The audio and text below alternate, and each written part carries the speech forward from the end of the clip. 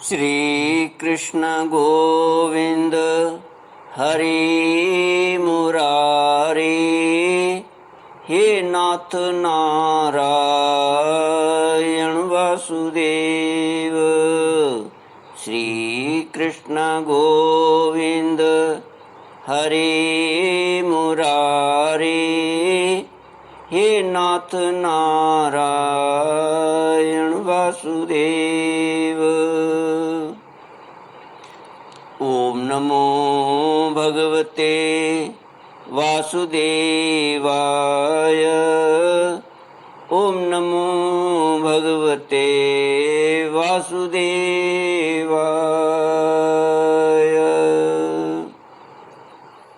कृष्णाय वासुदेवाय हरये परमात्मने प्रणतक्लेशनाशाय गोविन्दाय नमो नमः। सच्चिदानन्दरूपाय विश्वोत्पत्त्यादिहेतवे तापत्रयविनाशाय श्रीकृष्णाय वयं नमः। श्रीकृष्णाय वयं नमः। सच्चित आनंद स्वरूप परमात्मा जो सृष्टि के उत्पत्ति, पालन और संहार करता है तथा जीवों के आध्यात्मिक, आदि दैविक, आदि भौतिक तापों को नष्ट करने वाले हैं, अर्थात जीवों के मानसिक, शारीरिक और भौतिक दुखों को दूर करने वाले हैं, उन श्री कृष्ण भगवान को हम नमस्कार करते हैं। श्री कृष्ण गोविंद हरि मुरारी, हे नाथ नारायण वासुदेव। श्रीमद्भागवत दशम स्कंद अथ विंशोऽध्यायः। श्री शुक उवाच तयोस्तदद्भुतं कर्म दावाग्नेर्मोक्षमात्मनः गोपास्त्रीभ्यः समाचख्युः प्रलम्बवधमेव च गोपवृद्धाश्च गोप्यश्च तदुपाकर्ण्यविस्मिताः मेनिरे देवप्रवरो कृष्णरामो व्रजं गतो।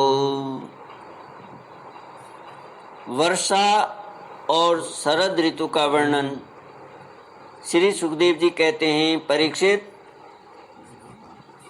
ग्वाल वालों ने घर पहुंचकर अपनी माँ, बहन आदि स्त्रियों से श्री कृष्ण और बलराम ने जो कुछ अद्भुत कर्म किए थे, दावानल से उनको बचाना, प्रलंब को मारना इत्यादि सब का वर्णन किया। बड़े बड़े बूढ़े गोप और गोपियां भी राम और श्याम की अलौकिक लीलाएं सुनकर विस्मित हो गईं। वे सब ऐसा मानने लगे कि श्री कृष्ण और बलराम के वेश में कोई बहुत बड़े देवता ही व्रज में पधारे हैं। इसके बाद वर्षा ऋतु का शुभागमन हुआ। इस ऋतु में सभी प्रकार के प्राणियों की बढ़ती हो जाती है। उस समय सूर्य और चंद्रमा पर बार बार प्रकाशमय मंडल बैठने लगे। बादल, वायु, चमक, कड़क आदि से आकाश क्षुब्ध सा दिखने लगा। आकाश में नीले और घने बादल घिर आते, बिजली कौंधने लगती, बार बार गड़गड़ाहट सुनाई पड़ती, सूर्य, चंद्रमा और तारे ढके रहते। इससे आकाश की ऐसी शोभा होती जैसे ब्रह्म स्वरूप होने पर भी गुणों से ढक जाने पर जीव की होती है। सूर्य ने राजा की तरह पृथ्वी रूप प्रजा से 8 महीने तक जल का कर ग्रहण किया था। अब समय आने पर वे अपनी किरण करों से फिर उसे बांटने लगे। जैसे दयालु पुरुष जब देखते हैं कि प्रजा बहुत पीड़ित हो रही है, तब वे दया पर वश होकर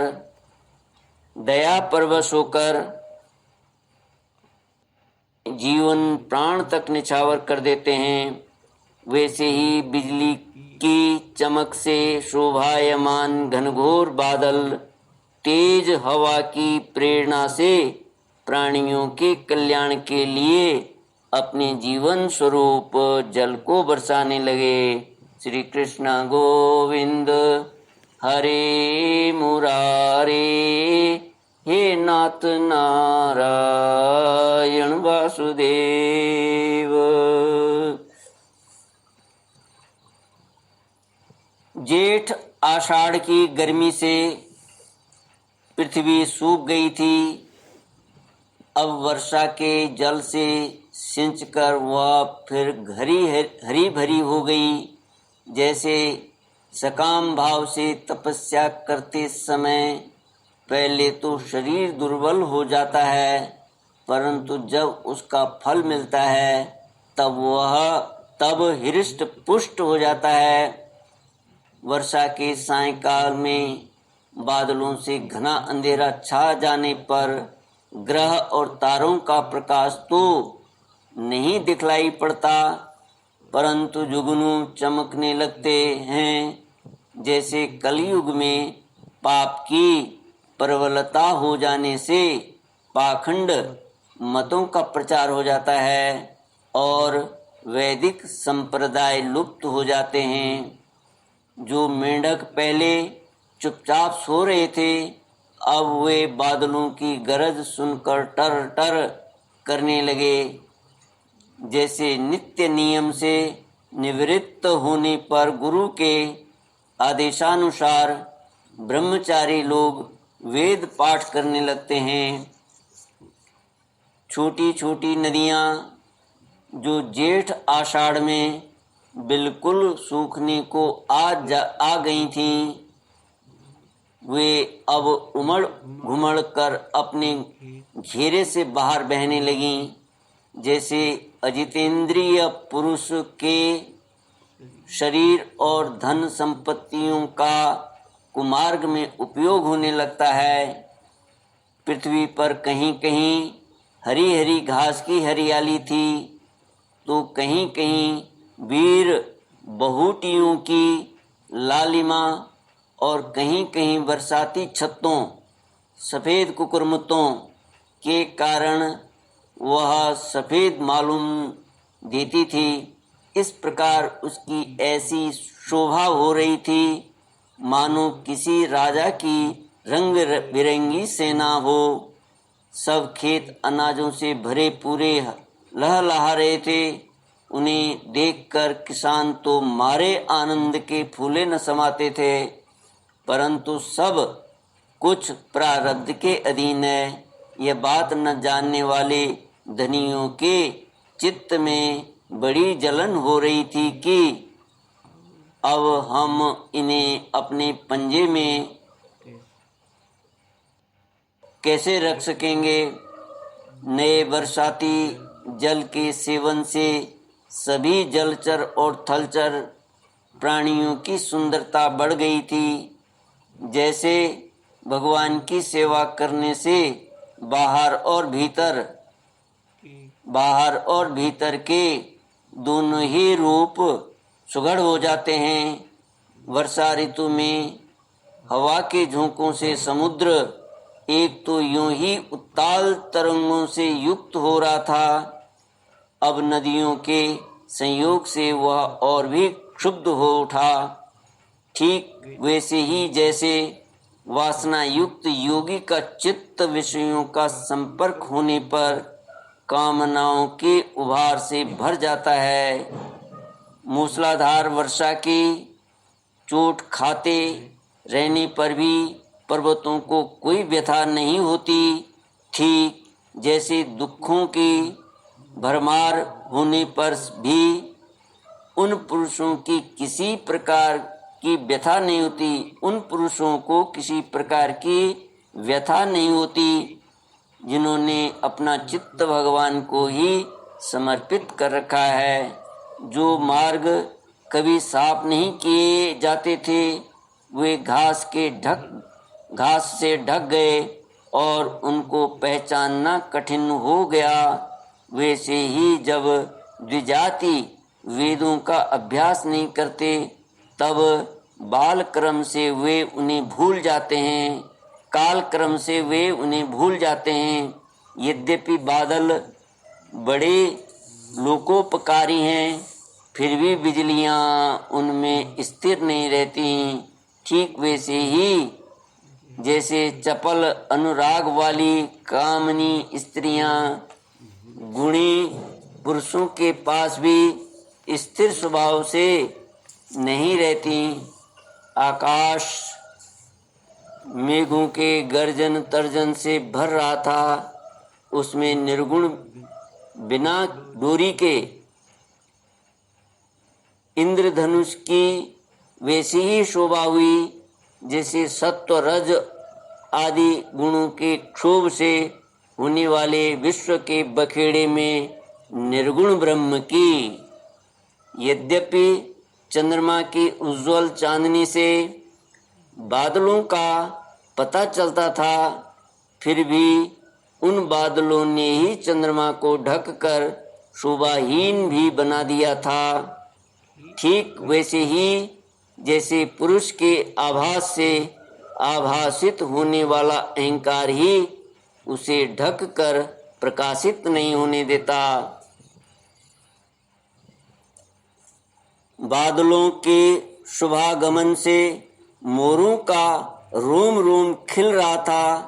वे अपनी कुहक और नृत्य के द्वारा आनंदोत्सव मना रहे थे। ठीक वैसे ही जैसे गृहस्थी के जंजाल में फंसे हुए लोग जो अधिकतर तीनों तापों से जलते और घबराते रहते हैं, भगवान के भक्तों के शुभागमन से आनंदमग्न हो जाते हैं। जो वृक्ष जेठ आषाढ़ में सूख गए थे वे अब अपनी जड़ों से जल पीकर पत्ते फूल तथा डालियों से खूब सज धज गए। जैसे सकाम भाव से तपस्या करने वाले पहले तो दुर्बल हो जाते हैं परंतु कामना पूरी होने पर मोटे तगड़े हो जाते हैं। परीक्षित, तालाबों के तट कांटे कीचड़ और जल के बहाव के कारण प्रायः अशांति रहते थे परंतु सारस एक क्षण के लिए भी उन्हें नहीं छोड़ते थे।